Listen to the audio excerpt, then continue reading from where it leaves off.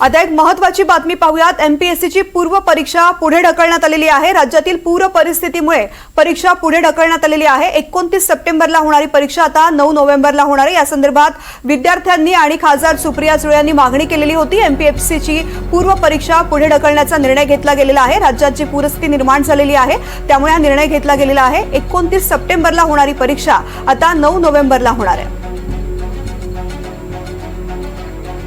या संदर्भातली माहिती देत आहेत अक्षय कुडकेलवार, माझे सहकारी। अक्षय, आपण बघतोय संपूर्ण राज्यामध्ये मोठ्या प्रमाणात अतिवृष्टी झालेली आहे, पूर परिस्थिती झालेली आहे आणि याचमुळे आपण या सगळ्या परीक्षा संपूर्ण राज्यातल्या 37 जिल्हा केंद्रावर आणि त्यासोबतच 550 उपकेंद्रावरती राज्यामध्ये एमपीएससीच्या परीक्षा होऊ घातल्या होत्या। मात्र ह्या आता परीक्षा पुढे ढकलण्यात आल्या आणि थेट 9 नोव्हेंबर पर्यंत ह्या परीक्षा पुढे ढकलण्यात आलेल्या आहे। आता एमपीएससीच्या ज्या अलीकडे 28 आणि 29 सप्टेंबर रोजी परीक्षा होऊ घातल्या होत्या, ह्या परीक्षा 9 नोव्हेंबरला होत्या। त्यामुळे विद्यार्थ्यांसाठी देखील एक दिलासादायक बातमी म्हणता येईल, कारण पूर परिस्थितीमध्ये अनेक जिल्ह्यामध्ये मराठवाड्यातल्या पुराने थैमान घातलं होतं आणि मराठवाड्यातील एमपीएससी यूपीएससी सारख्या स्पर्धा परीक्षा करणाऱ्या विद्यार्थ्यांची संख्या देखील मोठ्या प्रमाणात असते आणि अशा परिस्थितीत आपण बघतोय की आता या परीक्षा पुढे ढकलल्यानंतर काहीसा दिलासा या विद्यार्थ्यांना मिळणार आहे आणि अतिरिक्तचा वेळ देखील अभ्यास करण्यासाठी सर्वच विद्यार्थ्यांना मिळणार आहे।